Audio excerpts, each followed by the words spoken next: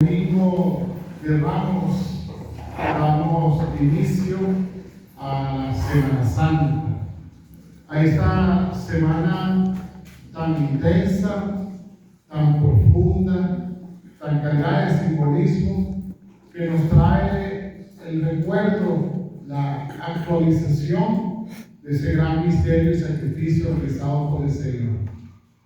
Y que lo hemos iniciado con esta liturgia que tiene dos momentos. El primero, que es que hemos realizado a las afueras del templo con la bendición de las palmas.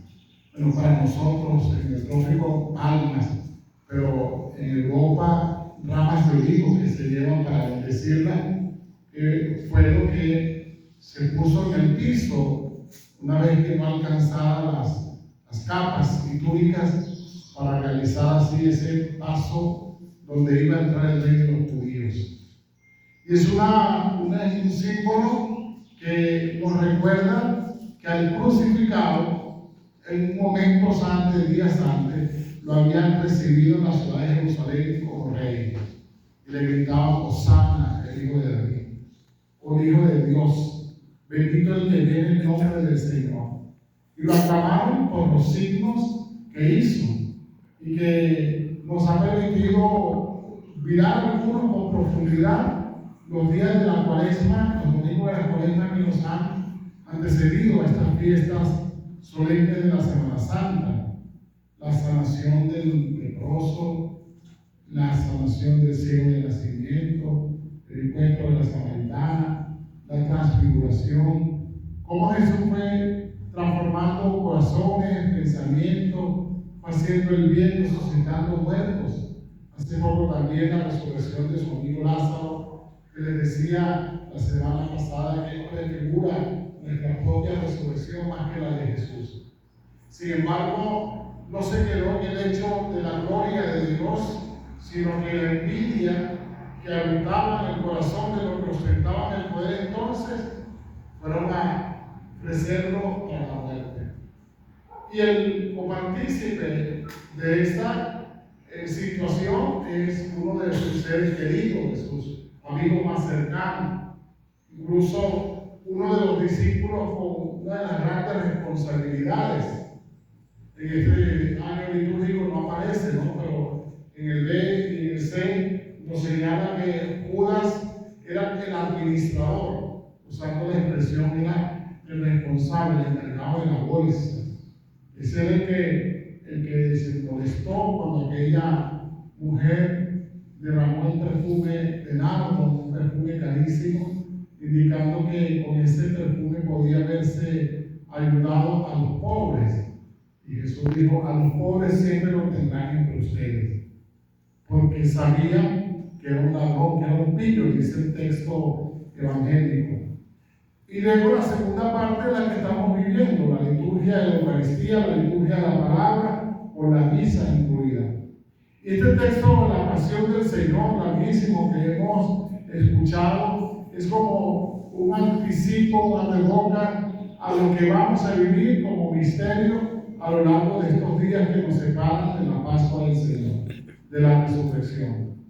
La cena del Señor, que es con lo que arranca el texto del Evangelio, que vamos a vivir el día Jueves Santo, con la apertura, como así conocemos mejor, del Santo Triduo Pascual, donde contemplamos con mayor profundidad la pasión, muerte y resurrección de nuestro amado Señor Jesucristo.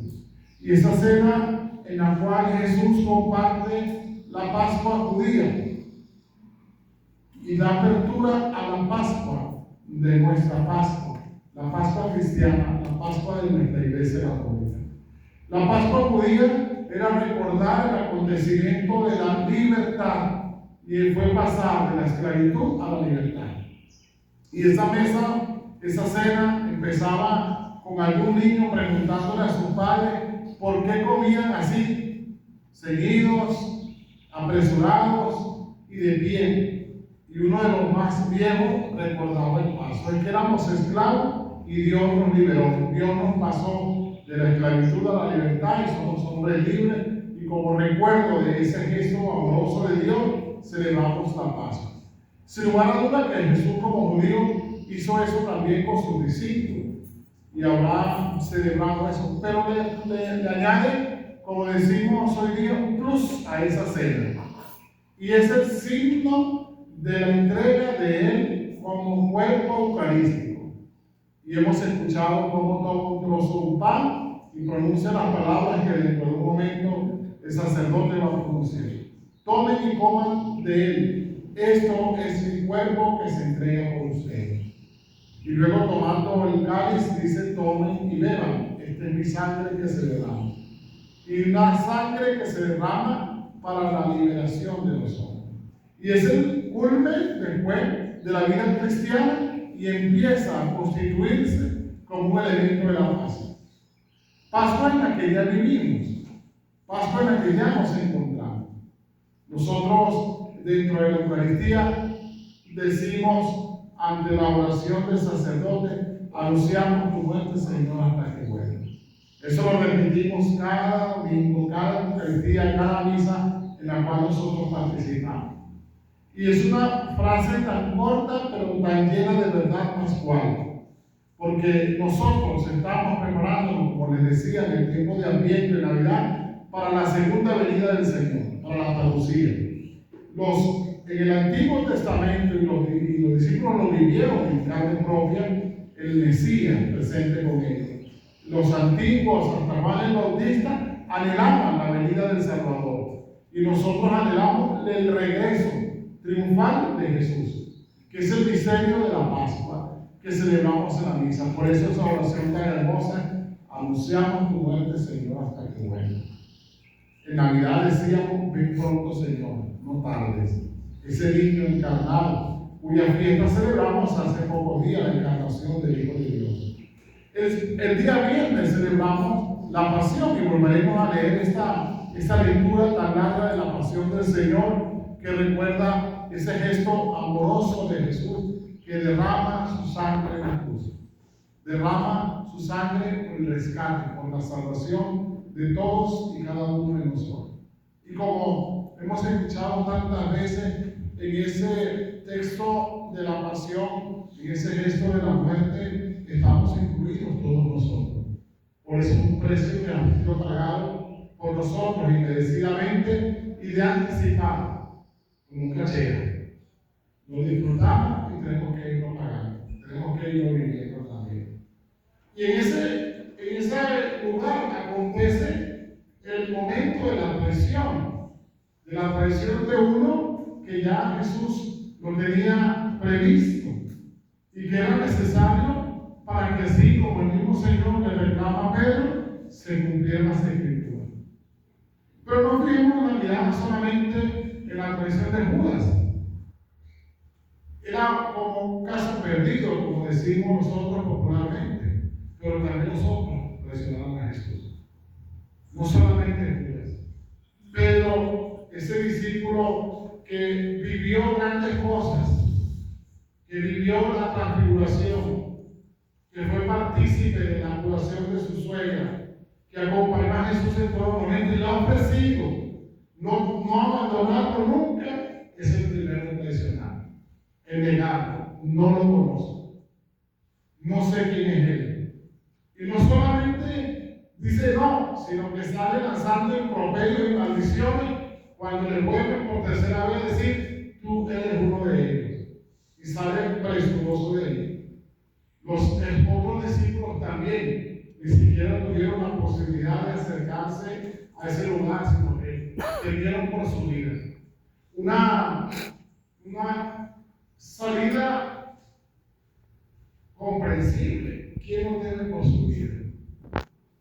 Cuando estamos en situación de peligro, se bloquea como la mente y no sabemos qué hacer, y hay quien se queda llorando, hay quien se queda temblando, hay quien sale corriendo. Las muertes eran cruentas, eran complicadas. Mel Gibson en su película lo reflejó de la mejor manera posible, haciendo un estudio profundo, y aquello era desgarrador. Y ya el Señor había pasado por todo eso, o empezaba a pasar por todo eso en ese juicio. Pero también los hijos de Zebedeo traicionaron a Jesús. Y no curiosamente, a ese lugar donde debían orar, se llevó a Pedro y a los hijos de Zebedeo, quienes no habían entendido cuál era el reino de Jesús y habían pedido ocupar un lugar de privilegio en el reino de Dios. Eso también es una forma de expresión. Y nosotros, empezando por mí, constantemente presionamos al Señor con el abandono, con la desidia, con la envidia. Fíjense que los argumentos para la muerte del Señor no tienen fundamento, no se sustentan, no conseguían motivos para acusarle. Jesús estaba claro porque vienen a prenderme como un delincuente cuando estaba entre ustedes. Les di de beber, les di de comer, de cuidar a sus familiares. Antes sí, pero ahora ustedes van a hacer esto. ¿Por qué me acusan? Y la envidia aparece como algo importante, y por eso un amigo sacerdote dice que esa es la mamá de todos los pecados. La envidia es la mamá de todos los pecados. Y la envidia es también como el motivo del primer pecado. El diablo, cuando le llega a nuestro primer padre, le dice: es que si comen van a ser como dioses, y Dios no quiere que sea así. Porque era un envidioso, porque Dios había logrado reordenar el caos y hacer la creación, y la creación tan hermosa. No perfecta, pero sí perfectiva. Y cuando nosotros caemos, muchas veces caemos porque nos dejamos llevar por la envidia. Por eso este padrecito lo considera la mamá de todos los pecados. Unos pecados que vamos cargando también nosotros. El desprecio a los demás. El no ser capaces de salir de nuestro confort y nuestra comodidad ante las necesidades de los que sufren, de los que carecen. Es decir, que la traición del Señor siempre estará presente. Pero no se queda allí. Todo no se queda en la muerte de Jesús. La muerte de Jesús, como le decía, como ocasión de la resurrección de Lázaro, es una condición necesaria para la resurrección. Por eso no debemos temerle a la muerte. Si es posible, como San Francisco, deberíamos desearla y llevarle hermana muerte, como este gran santo de la historia dice, la hermana muerte. Porque la muerte es una condición sine qua non para poder resucitar. Y es el premio que Dios ha ofrecido a todos los que creemos en Cristo, a todos los que hemos sido bautizados. Y Jesús vence.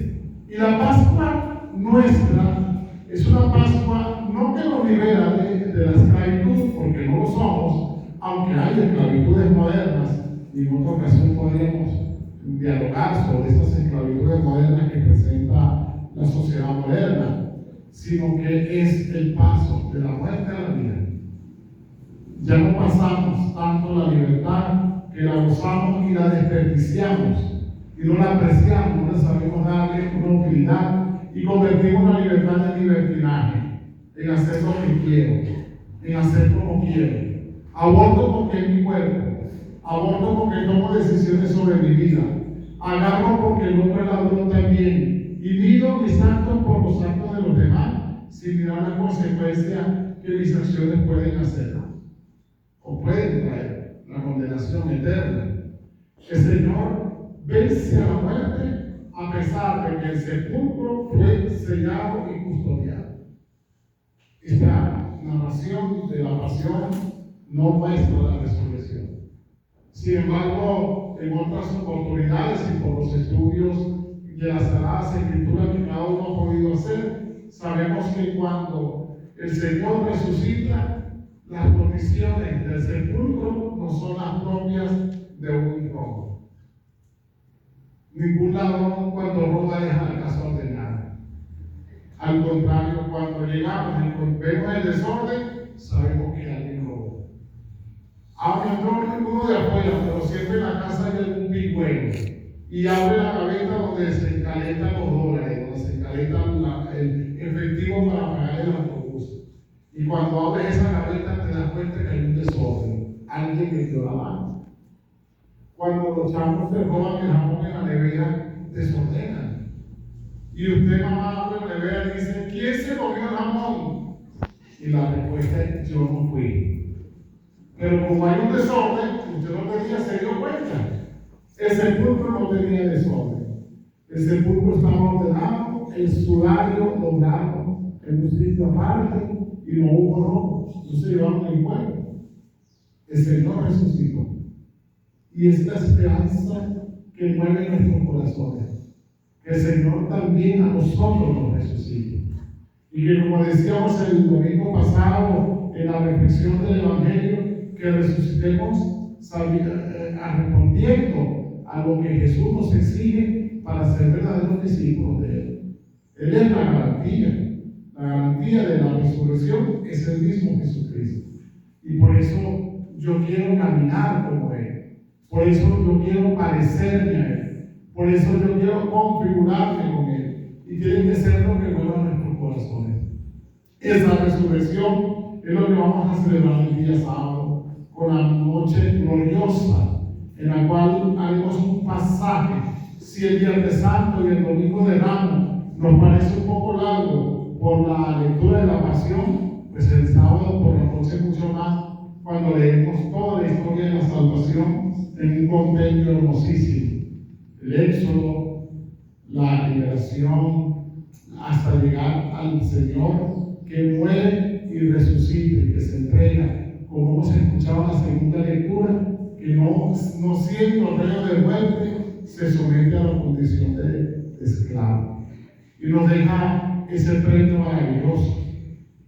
Ojalá que podamos vivir la Semana Santa con el sentido profundo que ella tiene. Que asociemos todo a ese premio, a ese regalo que Dios nos hace, que nos da a su Hijo, que derrama su sangre, que muere en la cruz para redimirnos a todos nosotros. Y es lo que nos tiene que mover a nosotros, saber que nosotros somos fruto del precio pagado por un hombre inocente. Y no nos quedemos en los accesorios, no nos quedemos en estas cosas que se convierten en sacramentales, que nos tienen que ayudar a vivir el misterio. Es hermosísimo el gesto de venir por las palmas, qué hermoso, qué bueno, y poderlas tener, y poder llevar a nuestras casas, y elaborar nuestras cruces, pero sabiendo que esa palma es signo de una traición también. Esa palma es la que pusieron en el piso para que Jesús caminara cuando fue proclamado rey, pero rey de una estructura civil, monarca. Y el Señor no aceptó eso como una valía, como un honor. Rechazó ese reinado. Lo llevó porque Jesús entró triunfal y gritaron Hosana. Y una señal de cristiano. No puede quedarme en el agua bendita. El agua bendita es un sacramental y es algo importante, pero no puedo ir a la misa el sábado porque el Padre la bendecirá agua. Porque además esas botellitas incomodan y molestan, ¿no? Toda la misa, porque estamos más pendientes de que caiga una gota del agua dentro de su botella, a todo el contenido que hay detrás de esa. Antiguamente no se bendecía esa agua, solamente se bendecía el agua del bautismo. Esa noche santa, los sacerdotes bendicen el agua que va a ser utilizada durante todo el año para bautizar a los niños. Pero a lo mejor algún sacerdote regaló un poquito de agua y se creyó entonces la costumbre, y como decía yo a la señora, aquí siempre se ha hecho así. Y se sigue bendiciendo el agua. Pero el agua bendita recuerda tu bautismo. Recuerda tu bautismo. Por eso es un sacramental y no un sacramento. Y aparece de nuevo en el día de la muerte.